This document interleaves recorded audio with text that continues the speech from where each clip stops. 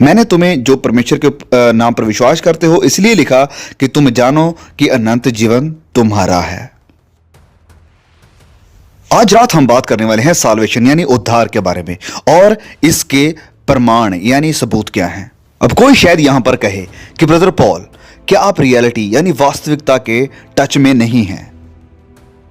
सारा संसार इसके बारे में जानता है, लेकिन मुझे सारे संसार को सुनाने के लिए नहीं बुलाया गया है। मुझे बुलाया गया है एक लोकल चर्च में आज रात प्रचार करने के लिए। भले ही मेरा बोझ बहुत बड़ा है, लेकिन आज रात मेरा बोझ आप हैं। मेरा बोझ वो सारे विजिटर्स हैं जो यहां पर आए हैं।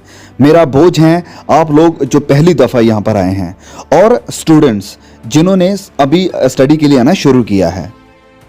मुझे मौका मिला था उस चर्च के दौरान जहां पर मैं जाता हूं, उन एल्डर्स ने मुझे कहा था कि 2 यूनिवर्सिटी कैंपसेस में मैं सिखा सकूं, और ये बहुत ही खुशी की बात है।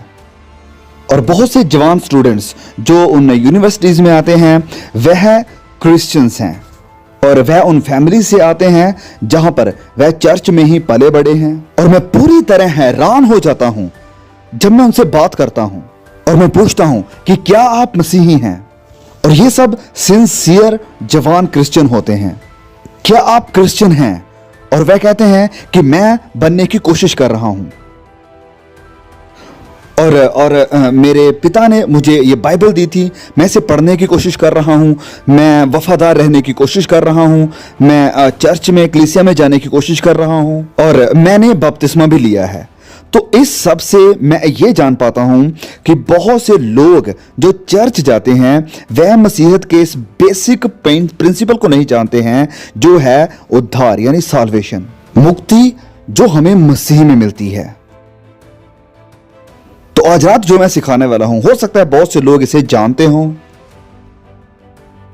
लेकिन आप में से कुछ लोग शायद इसे ना जानते हों। और मेरी इच्छा यह है कि आप नजात यानी साल्वेशन को पालें और इसे जान सकें बाइबल से। अब यहां वचन 13 में लिखा है कि मैंने तुम्हें जो परमेश्वर के पुत्र के नाम पर विश्वास करते हो इसलिए लिखा कि तुम जानो कि अनंत जीवन तुम्हारा है। तो ये बहुत ही अद्भुत है, क्योंकि जब आप किसी किताब को पढ़ते हैं तो आपको उसके 2-3 पन्ने खोलकर देखना पड़ेगा कि ये लेखक ने क्यों लिखी है। लेकिन यहां पर इस किताब में वह लिखता है कि इसे क्यों लिखा गया है, कि जो मसीह यीशु के ऊपर विश्वास करते हैं वह जान सकें। देखिए यूहन्ना क्या कहता है, वचन 11, और यह गवाही ये है कि परमेश्वर ने हमें अनंत जीवन दिया है और यह जीवन उसके पुत्र में है। आगे लिखा है वचन 12 में कि जिसके पास पुत्र है उसके पास जीवन है, और जिसके पास परमेश्वर का पुत्र नहीं है उसके पास जीवन भी नहीं है। क्या आप यहां पर एक पैटर्न को देख पा रहे हैं? हमारा उद्धार यानी साल्वेशन, ये साल्वेशन हमें एक ही स्थान से देखने को मिलती है, और वो है प्रभु यीशु और जो उसने हमारे लिए किया है। यह है मसीहत।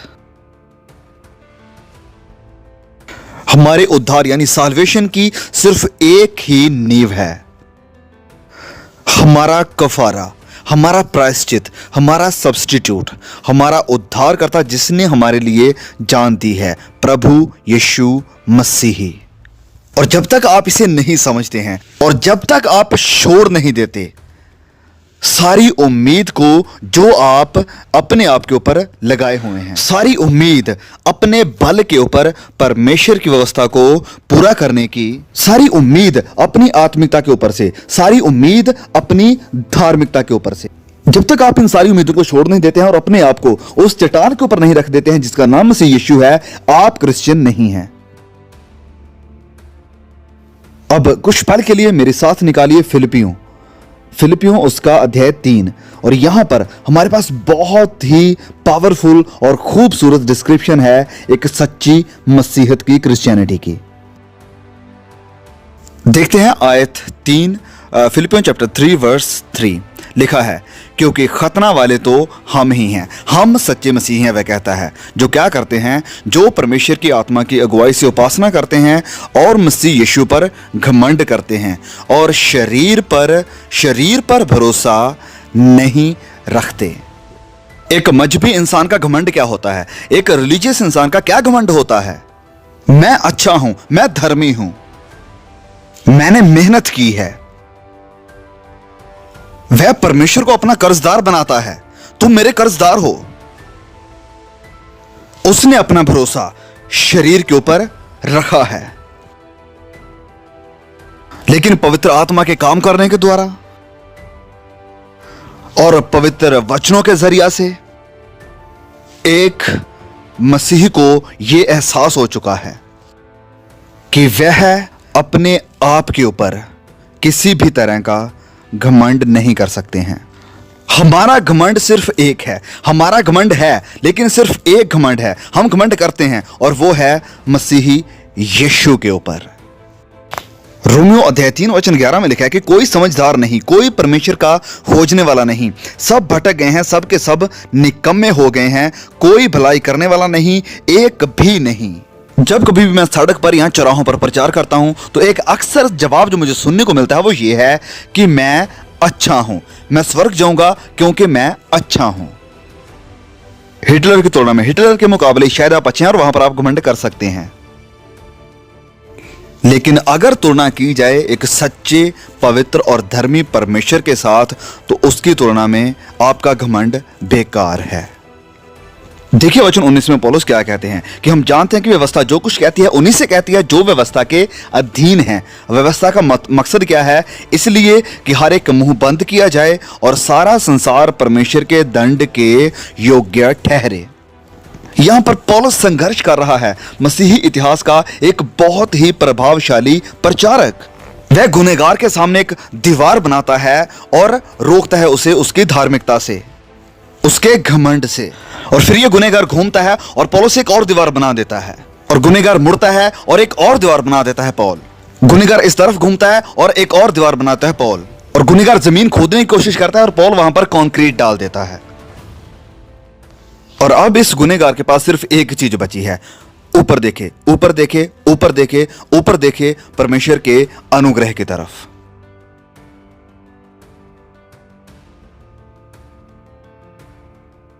लेकिन यहीं पर आती है सबसे बड़ी समस्या, इंसान की अपनी धार्मिकता। तो सबसे पहले सबसे बड़ा सबूत या एविडेंस कि कोई व्यक्ति सच में क्रिश्चियन है वो ये है कि उन्होंने अपने आप से सारी उम्मीद को छोड़ दिया है, अपनी धार्मिकता के ऊपर से सारी उम्मीद को। तो यूहन्ना यहां पर लिख रहा है कि परमेश्वर ने हमारे ऊपर यह प्रकट किया है कि वह कौन है और उसका कैरेक्टर क्या है, और परमेश्वर ने हमें यह भी दिखाया है कि उसकी इच्छा क्या है। तो अगर कोई ये कहता है कि वह क्रिश्चियन है और वह अपना जीवन ऐसे गुजारते हैं जो कि बिल्कुल विपरीत जाता है परमेश्वर के वचनों में दिए हुए उसके कैरेक्टर और परमेश्वर की इच्छा के, तो वह इस बात से निश्चित हो सकते हैं कि उन्होंने उद्धार नहीं पाया है। तो अब हमें यहां पर इस शब्द वॉक यानी चलने को देखने की जरूरत है, और यह शब्द यहां पर वर्तमान में है। इसका मतलब है एक स्टाइल ऑफ लाइफ। क्योंकि आप में से कुछ लोग शायद यहां पर बैठे हुए ये सोचें कि कई बार मैं इन परमेश्वर के वचनों के अकॉर्डिंग नहीं चलता हूं, जैसे परमेश्वर ने वचनों में कहा है चलने के लिए, या उसकी इच्छा के अनुसार मैं फिर भी पाप करता हूं। तो एक बात यहां पर आपको समझने की जरूरत है, वो ये है कि यूहन्ना यहां पर संपूर्णता की बात नहीं कर रहा है, वह बात कर रहा है स्टाइल ऑफ लाइफ की, जिंदगी की इच्छाओं की। जब मैं एक विश्वासी नहीं था, मेरे अंदर कोई भी ये इच्छा नहीं थी कि मैं परमेश्वर के नेचर को जानूं।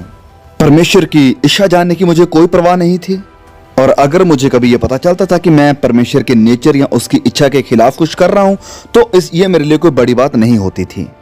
और जिस वक्त मैं एक क्रिश्चियन बना तो मैंने सीखना शुरू कर दिया कि परमेश्वर कौन है, और मैंने वचनों से यह सीखना शुरू कर दिया कि वह मेरी जिंदगी से क्या चाहते हैं और मेरी जिंदगी की इच्छाएं दिन प्रतिदिन उस तरफ बढ़ना शुरू हो गई।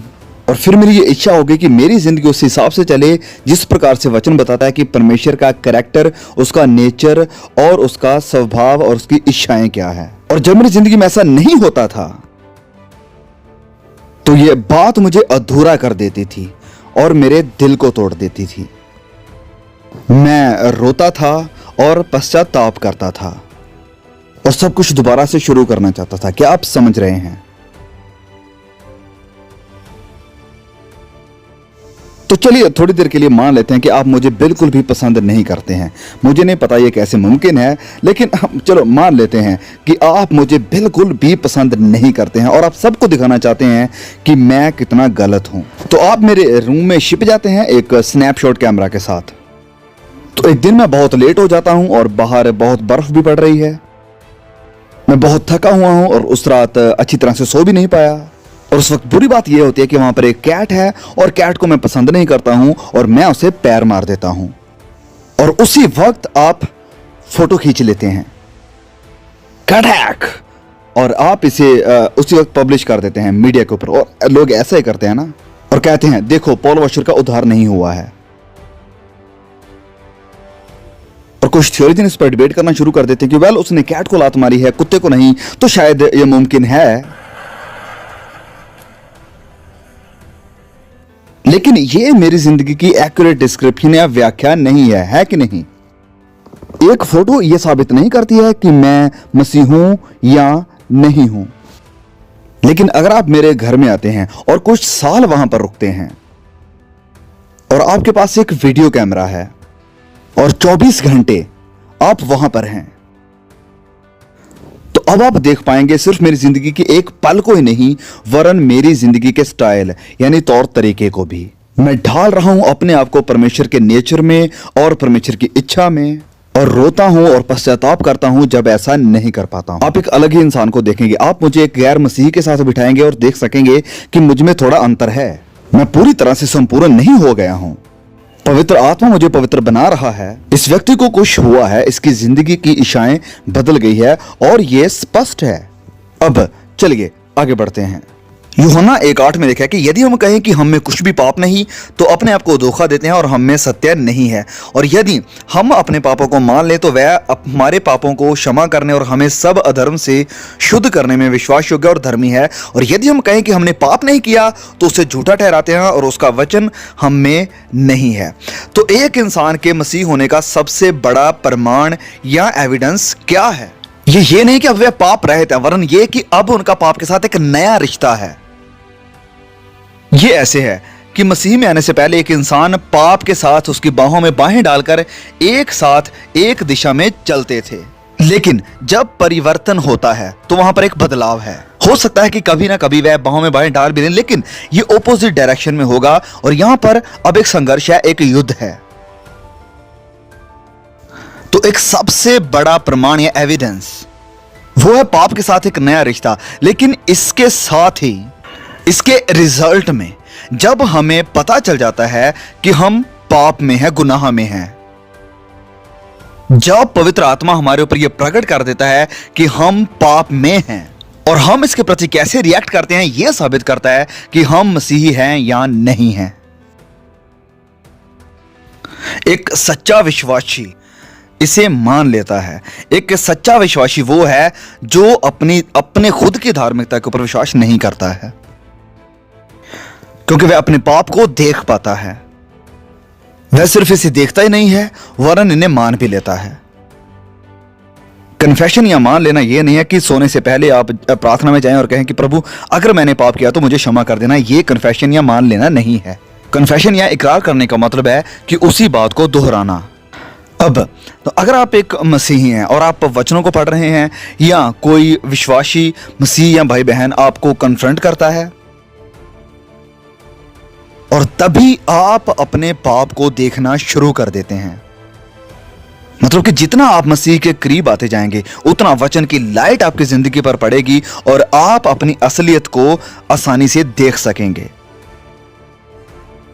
मैं आपको एक उदाहरण बताता हूं। मान लीजिए कि मैं एक दिन अपने घर में शाम को वापस आता हूं और मेरी जो 13 साल की बच्ची है वो मुझे कहती है कि पापा क्या मेरे लिए आप ये कर सकते हैं, क्या मुझे ये लाकर दे सकते हैं, क्या आप मेरा ये छोटा सा काम कर देंगे। और मैं कहता हूं कि देखो, क्या तुम्हें समझ नहीं आती है, मैं अभी काम से आया हूं और पूरी तरह से थका हुआ हूं, मुझे थोड़ा आराम तो करने दो।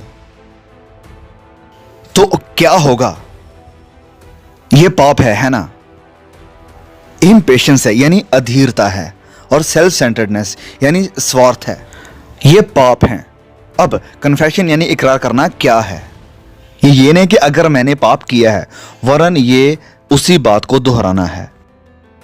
उसी वक्त परमेश्वर का वचन, पवित्र आत्मा मुझे कहता है कि तुम्हारे अंदर स्वार्थ है, इम्पेशेंस है, तूने अपनी बेटी का दिल दुखाया है।